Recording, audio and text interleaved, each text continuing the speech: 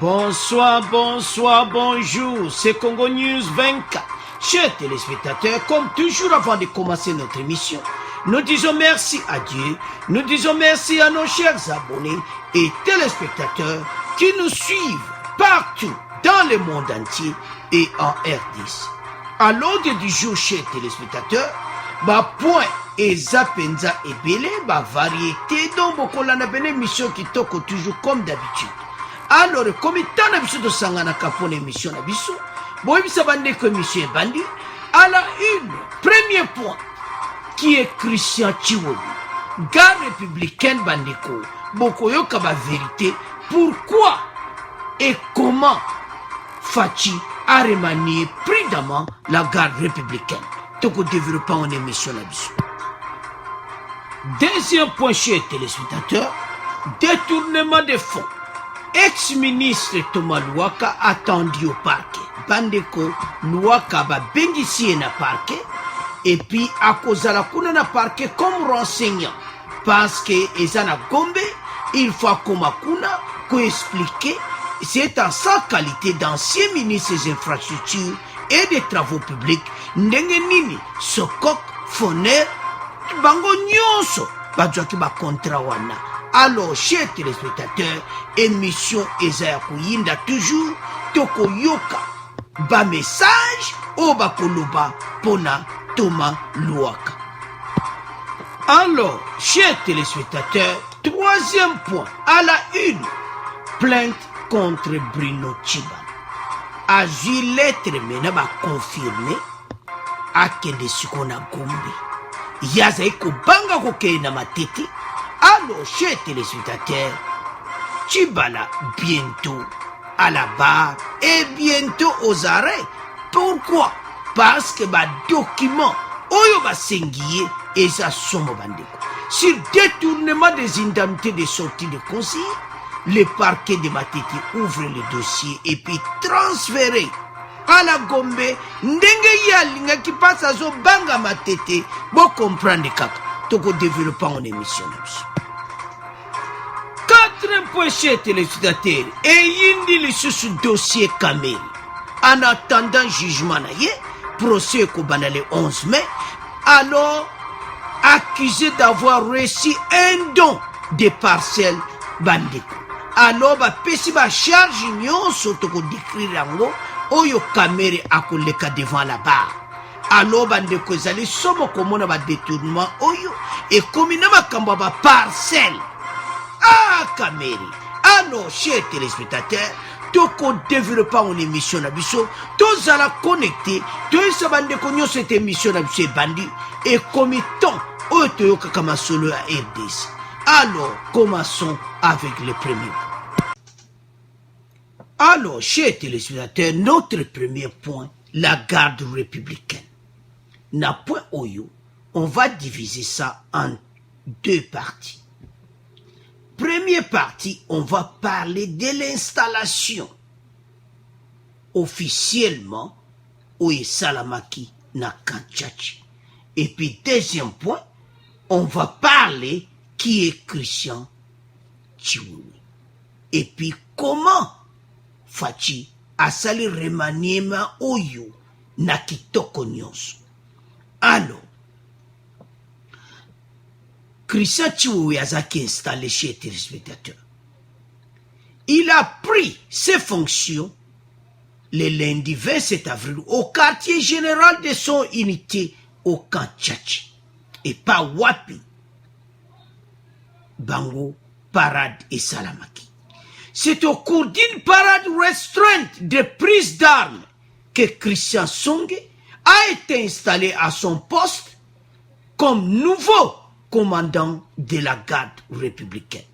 Cérémonie eleka kitoko. Alors, quand Tchachizaki a kunyingana, mwana mboka avandine sika. Oyo wana zalaki wana bo comprendre kaka. Bata kote kuna. Alors, yesikoyo azalaki bras droit ya la Kabili. Balongoli. Asali 4 ans na musala wana. Alors, messieurs, et comme temps mwana na biso aza jeune adjoa esika alors eleka kipena kitoko. Le nouveau patron de la gare républicaine connaît son unité. Il dirige en effet les opérations et pilote le renseignement dans cette unité chargée de protéger son excellence, le président de la République, ses biens et des hôtes de marque. Allo Bandeko, poste moko très important.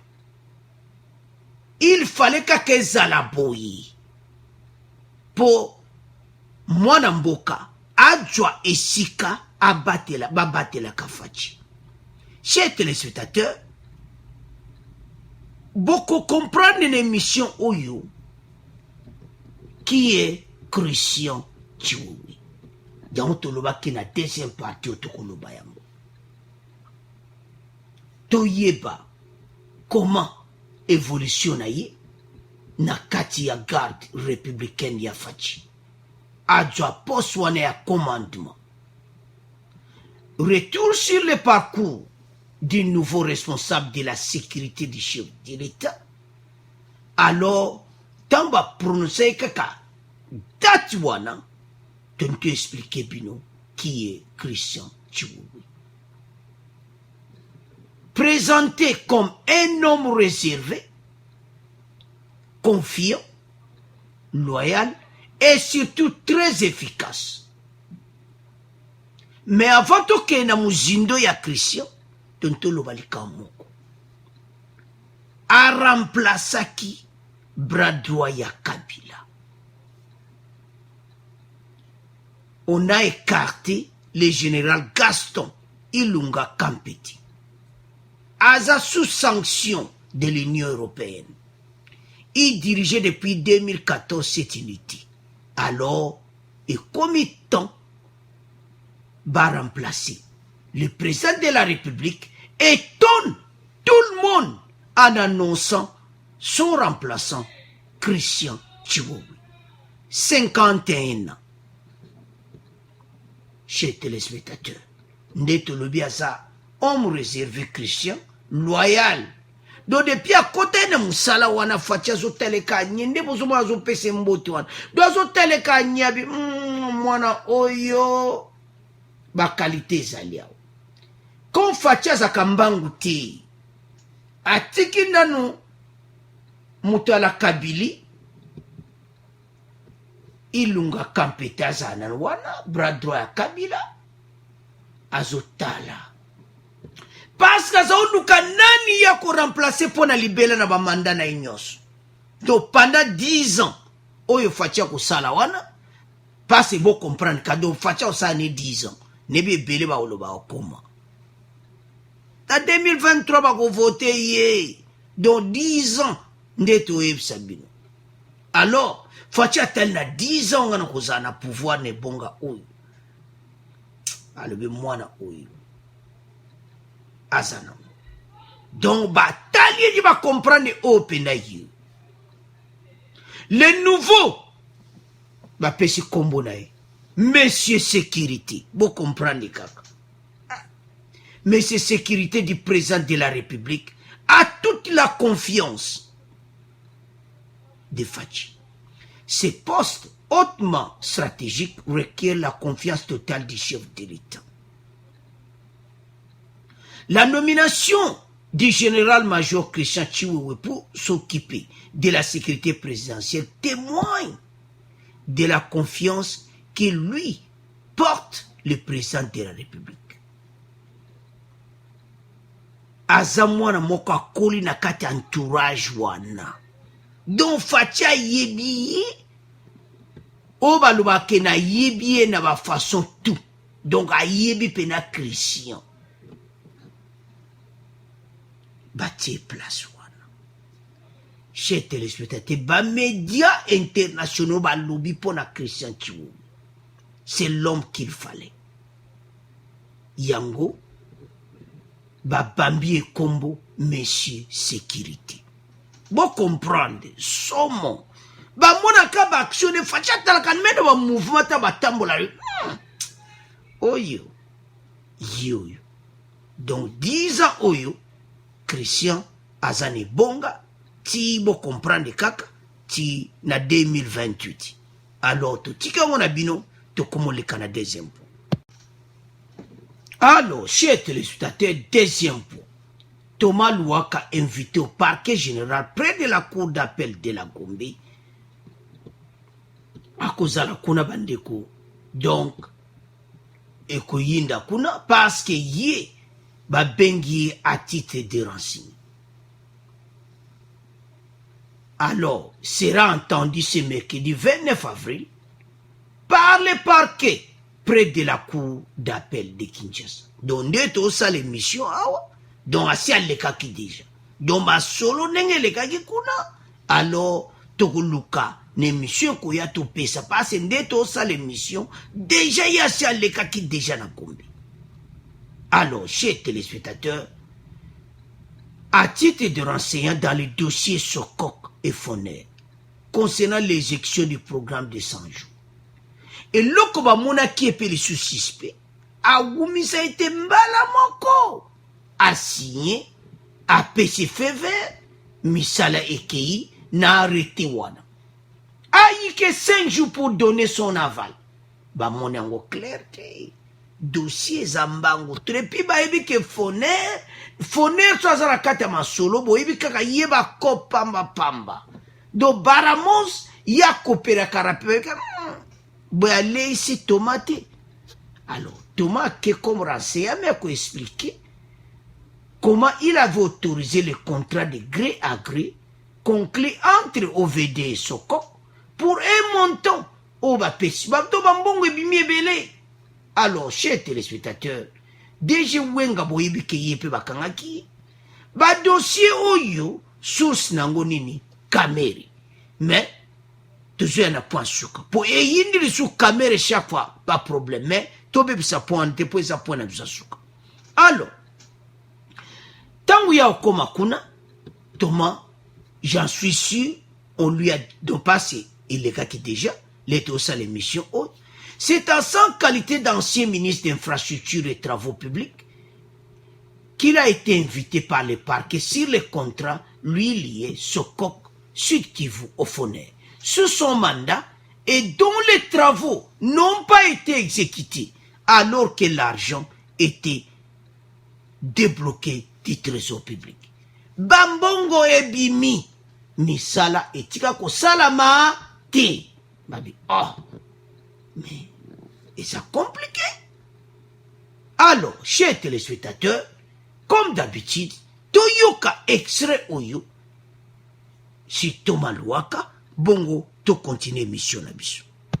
Le ministre de l'Enseignement supérieur et universitaire, Thomas Louaka, sera entendu ce mercredi par le parquet général près la cour d'appel de Kinshasa-Gombe, et cela en tant que renseignant dans le dossier Sokok et Foner concernant l'exécution du programme des 100 jours. C'est en sa qualité d'ancien ministre des ITPR qu'il a été invité par le parquet sur le contrat qui liait Sokok Sud Kivu au Foner sous son ministère et dont les travaux n'ont pas été exécutés alors que l'argent était sorti du trésor public. Cette audition pourrait donner lieu à des confrontations avec les directeurs généraux de l'OVD et du Foner. Alors, chers téléspectateurs, nous avons suivi confrontation entre DG et OVD, Sokok et Foner. Parce qu'au terme de l'article 6 du contrat OVD-Sokok, les travaux devraient être préfinancés par l'entreprise Sokok, propriété de Modeste Bakabouza, présentement aux arrêts. Un mécanisme de remboursement a été mis à pied, donc ça qui tous les dossiers Waranios. Alors, Thomas Louaka, il faut la auditionner. Cette audition pourrait donner lieu à des confrontations avec les directeurs de l'Office de voirie OVD et du Fonds national d'entretien routier Foner. Parce que Foner, oya lobaki, eza, do makamoko do batoyo bakomana lokuta. Alors, situation ndenge eza chez téléspectateurs eza mobulu. Toyebi te. Tojuna ba source te ndenge lekaki kuna na Gombe. pasi ezalaki lelo.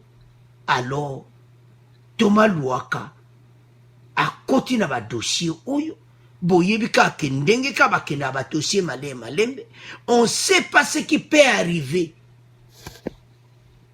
Yo ministre eza mawa pasi ye mutu asinyaki arrêté wana yango eloka toloba oyiba ministre na biso ya RDC moi bato bazala na confiance pena na bino eza te. Alors dossier oyo ekoti pena mobulu bayebisi yaya ye mutu atorizaki masolo soki ayebi masolo ekoyindela ye. Alors Thomas Luaka akendaki ndenge aza wana toyeba ndeni masolo yango elekaki mpe tokoya kopesa peuple rapport. Mais toyebi ete ndenge eza wana ekozala koyinda. Vous avez suivi ete baconfrontation ekozala bocomprendre quelque confrontation donc eza dia mobulu. Donc kuna deja ekozala ya koyinda parce que ndenge babengi ye lelo epuis bakobenge lisusu parce que dossier à Foner eza mobulu. Foner abendi bali condamné bomona ye wana alongoli sina président de grande instance à Gombe likola cop. Foner apesaka mbongo pamba bomona Foner yaya wana. Combien de parcelles a somme 1 à 13? Alors oyo Foner azako balarne azo panza pamba. Alors bakomi koduti est-ce que Thomas Luaka aliété? Bon, Wanezaka ba aidé, mais ce qui est vrai, il est parti là-bas à titre de renseignement. Bon, comprenez ka. Alors, to tika ngona bino, to komo leka na point na biso oyo ya Bruno Tshibala. Alors, chers téléspectateurs, comme vous voyez, plainte contre Tshibala, le parquet de Matete transfère les dossiers au tribunal de la Gombe. Tshibala Muteme Kiti, ça les... Muteme Kiti ko? Pas ça c'est ko banga ma beba discussion. Oh, pourquoi on a fana kana Gombe? Babi ngana Matete. Bon comprendre kaka. Tant mon kaka lettre ba tche Gombe moi Muteme Kiti. Parce que yebi ke kuna. Soube zaki na Matete. Bon comprendre kaka. Donc eza mo boulot. Alors, plainte contre Tshibala, détournement des indemnités de sortie de ses conseillers, le parquet de Matete ouvre un dossier judiciaire. Situation na ye eza mo boulot. Pourquoi tolo eza mo boulot? Ba pesa ki mbongo. Ba conseiller wana ba funda ke lisusu balobi ke biso tozwa balarti. Donc il y a des indices de culpabilité dans le dossier. Donc Tshibala peut être arrêté. Donc bakoko kangayi. Bon, azobangate. Le quoi y a senga ki Gombe akende. Chez téléspectateurs batu oyo. Ndeka tolobaki na émission oyelekaki. Que makambo ya kala passe bamba boya kibala na makambo ya kala ye mutabimakize loi wana et voté par le parlement on peut pas fouiller le passé. Alors le passé bo boya kibala nda yango siko tala yango ebani ko yela bino ngai comment le passé kozo et comment le présent ye alobi ka pese bango balobi bango batia kozwa alakisa ba preuve oya futaki batu wana et puis bambongo apesa ibango combien et c'est ça ba détournement asalaki na kombo na bango alors ba dossier na ye eza munene chez téléspectateurs. Convocation yango wana na convocation oyo on peut lire peut-être kuna boso mona penza yango clarté. Eza Mobulu pona Tshibala. La date c'est le 27. Transmission lettre au Bapesi na procureur général na Gombe.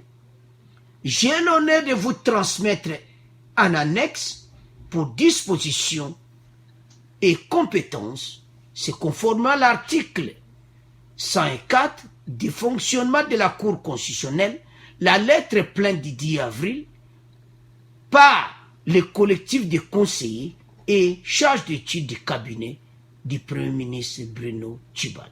Veuillez agréer, monsieur le procureur, l'assurance de ma haute considération. Le procureur près de la cour de Matete, Kinsula Betika Yeye Adler. Procureur à Gombe, dossier Yangoana. Ça fait mal. Comment on a que battu Oyo, ba kimi justice pendant 18 ans, passe na l'air na bango, ba fotaki ba loi, ba lobiete, ba kokolanda batakalate, ba kolanda binote. Siko tozawa. Chibalo mono kangami ne kangami, ba Congolais baza ko prier ba lobie, ba dossier akala, ba kanga batuana, bandeko.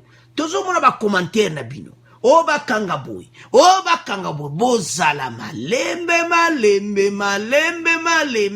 eko komati les grandes têtes vont tomber. Tshibala eba kite, ya eba kaka, parce que c'est lui, Premier ministre, bakamba kalaboko landa bisote puis voté par le Parlement, bato a FCC, ba voté loi que makamba kala, bako landa ngote, ba tcheli kola mesa, fatia yakuti, yango fatia lobaki, on peut pas fouiller le passé. Alors, si ce dossier oyo, c'est le passé. Bruno Tshibala monia, ndemo zao nozo comprendre te, lettre pe yango wana, yo linga ki Gombe, kende na Gombe. Bon, mono bosali ba Congolais, obimisi kafumba mobeko oyo kudiso natali avec mokuna la ngana mawa avec mokuna zolo me batu oyo bakotambola ka liberté omona batuni ba yebisi avec mokuna oyo ke baluba ke makamba kala ba olanda bango te alobi waneza bango ndese basambelaka ndenge bino boko kimela boko kime paya nzambe akokanga bino bozonga nzambe wana za nzambe juste. Alors ba dossier ya Bruno Tshibala commis très dangereux comme au boulot. Pourquoi tolo babo? Comme vous lisez auprès du directeur général d'Equity Bank, le parquet requiert la transmission des documents fonds versés par le trésor public en rapport avec les indemnités de sortie du personnel du cabinet et la liste des bénéficiaires d'Osukawa et Yindi. Bruno Tshibala oko kimela wapi. Osana problème Bruno Tshibala parce que et comme temps oyo ba Congolais ba mona ke oui boki bolinga bokima mais to kangi bino na ndenge mususu. Il passe yom to misaki loi wana décret wana mais comme étant au foot à ma sumo nyonso en tant que premier ministre. Alors chers téléspectateurs to tiki point oyo ya Tshibala na maboko na bino don ndenga zana lettre yango wana alors lo kwa ya linga ki Gombe zo banga matete passe na matete so kombo comprendre ka système au mono kutaka nguma mbala moko makala alors ya monike akende Gombe. Ah, na Gombe kuna ne bazamu a logique, mais kende. Mais yeba que zo tambola na maki ba Congolais ba mbongo ba Congolais bazo souffrir. Eko yela bino mabe, ba Congolais bazo lakela bino kifu ba kanga bino nyonso. Tamba Congolais bazo lo batangu nyonso Tshibala, yo bimisa ba mbongo zwaki, yeba ke ba Congolais ba lelaka. Tangu ba Congolais ba lelaka, bino nyonso atabo kimi ba kokanga bino. Alors, chers téléspectateurs, to tika ngona bino, to komoleka na point ya kamera. Alors, chers téléspectateurs, to komi na point ya kamera. Eza mawa, boko yoka extrait, to kotila bino extrait, boko yoka message, eza mawa dans ce dossier. Ça fait du mal, comme on a été bafundi na makambo ya ba parcelle. Ah, Kameri. Makambo wa parcelle. Mais vraiment, nazoye bate. Et comment tu as don ya ba parcelle. Don ya parcelle. Ta caméra a un problème sérieux. Parce que le 11 mai, si ba PC ba charge na yé. Et puis, ndebo monte tchewana, Jano Mouima Jano, chargé de services import à la présidence de la République Mota Logistique, yé pas kozala na Gombe, le 11 mai. Dossier na bangomi balé, et koti penda oyo kaka mobulu. Tozoyana, oya Jano après. Tobana na yemoko. Parmi les griffes à charge de Vital Kamerhe, il est poursuivi en espèces comme co-auteur par coopération directe avec le directeur général de Samibou et agent public pour le détournement de la somme de 48 millions de dollars. Le deuxième est le détournement de la somme de 2 millions de dollars américains.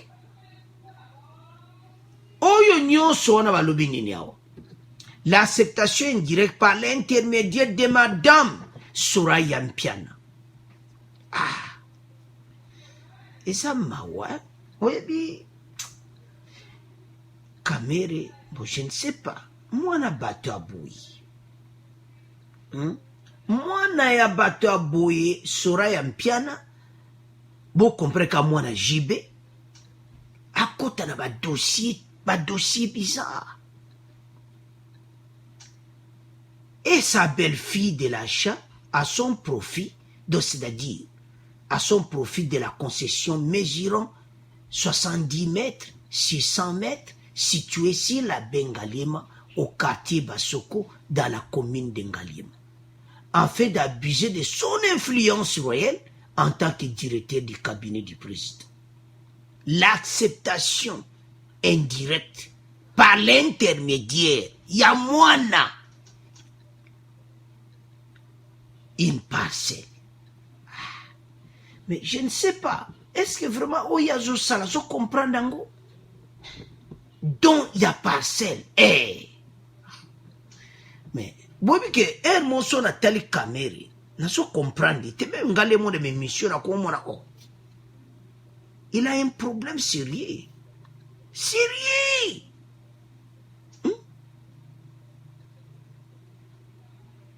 Donc et le kiwapi intermédiaire Yamouane et wuti wapi na Samibou.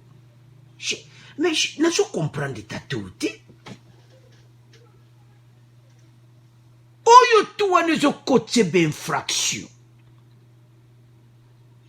Abuser de son influence réelle en tant que directeur du cabinet du chef de l'État et superviseur du programme de 100 jours initié par le président de la République.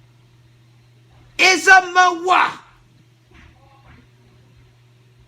Et ça possibilité pas ces ça là sont tali dossier oyo et ça ngana ma. Mais tolanda extrait oyo. Bon, on continue mission d'absolu. De cabinet du président de la République, Vital Kamerhe, Jamal Sami, le sujet libanais à la tête des deux sociétés commerciales, et Jano Mouima, chargé de services import-export de la présidence de la République, sont cités à comparaître dans un procès public. Il s'ouvre le 11 mai prochain devant le tribunal de grande instance de la Gombe à Kinshasa. La citation a prévenu, leur a été notifiée le lundi 27 avril. Corruption, détournement des deniers publics et abus de pouvoir sont parmi les infractions mises à leur charge. Jeff Ngoy nous en dit plus. Vital Kamerhe et Jamal Sami sont prévenus de détournement de la somme de plus de 48 millions de dollars sortis du trésor public et remise à la société du Libanais Sami Bossarl pour l'achat et l'érection de 1500 maisons préfabriquées dans le cadre du projet de logements sociaux pour 5 provinces de la RDC. Projet inscrit au programme de 100 jours initié par le président de la République. Il leur est également reproché en solidarité le détournement de plus de 2 millions de dollars remis à une autre société de Jamal, Ousmane Sarl, pour l'achat et l'érection de 3000 maisons préfabriquées pour les policiers et militaires de la ville de Kinshasa. Jano Mouima, chargé du service import-export de la présidence de la République, et Kamerhe sont solidairement prévenus du détournement de 1 100 000 dollars remis à Mouima pour le dédouanement et le transport des maisons préfabriquées. Une autre prévention concerne l'acceptation indirecte par l'intermédiaire de la belle-fille de Caméré, Soraya Mpiana, de l'achat à son profit d'une concession mesurant 70 mètres sur 100 en Galiema afin d'abuser de son influence réelle en tant que directeur des cabinets du président de la République pour faire gagner à Jamal sous ces sociétés les marchés publics en violation de la procédure d'appel d'offres et seuil fixé par la législation en matière de passation de marché par voie de gré à gré. La citation à prévenir est donc l'acte par lequel le ministère public saisit le tribunal. Il signifie ainsi aux prévenus les charges pour lesquelles il les défère devant la justice afin de leur permettre de préparer leurs moyens de défense. Alors, chers téléspectateurs, le 11 mai, le directeur du cabinet Vital Kamerhe, mengana obenge le sous-directeur, le ex-directeur, atakut na longwete, pour qu'on peut s'accoler, ndenga zalimbe ko démissionner. Donc, ex-directeur du cabinet, n'était belé ba oza d'accord. Alors, à cause de la tête à tête, na Jamal Sami, et puis, na Jano Mouima, chargé du service import-export de la présidence, Obozo Monawana, donc, Moutouaza en charge, il y a logistique, il y a présidence, et ça mawa. Alors, le 11 mai, bakoza la tête à tête. Et l'autre ça mawanim, ba charge où est lié, parce que ba détournement oyo nyonso epesi poto poto. Eza na soni pe mawa. Pour Jano, yé mbongo a dédouanement. Donc sozo talaka ba makambo wana tout. Na yope. Oza chargé. Il y a logistique à président de la République au côté ma solo na caméra. Mon ne peut soukelio. Yé peut aller na cadre ma maison préfabriquée. Et ça somme pe mawa comme on a bilo kabou. L'effet de corruption pour l'achat par les patrons de cette société devant y gagner les marchés des maisons préfabriquées en faveur de Soraya Mpiana, belle-fille de Kamerhe, de la concession Haute-Lobiwana Nangalima. Et puis, y a les dons. Quel don? Donc, au quotidien, moi, boy, jeune fille, n'a évité. Maman Mida. Nalo banana mama Mida. Ojina mwana okoti na kati ya makambo aboyi. Il fallait qu'il y ait un mobile nobo sala masolo parce que la jeune fille à côté na masolo aboyi. Et ça qui ton côté. Et ça mawa. Alors, le 11 mai, Kamerhe devra répondre des 3 chefs d'accusation à procès wana.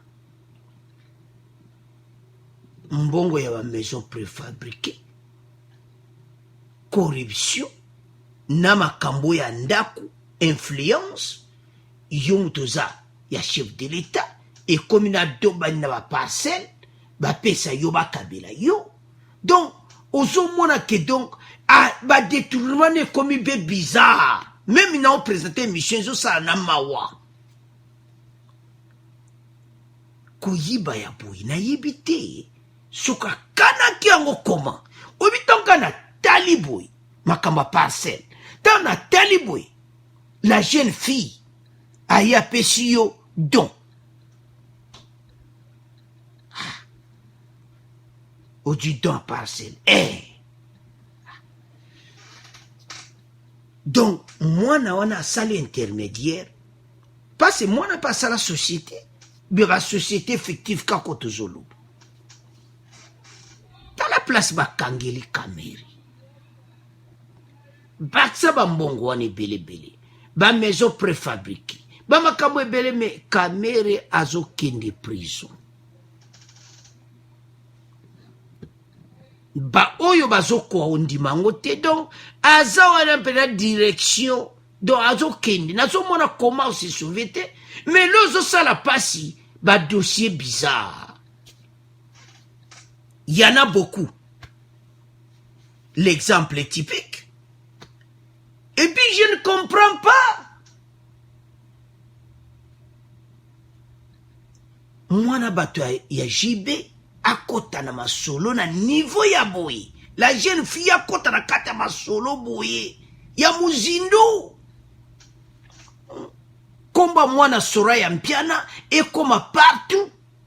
Mama mide folo bomba bana. Wana conseil tozo pesa yo.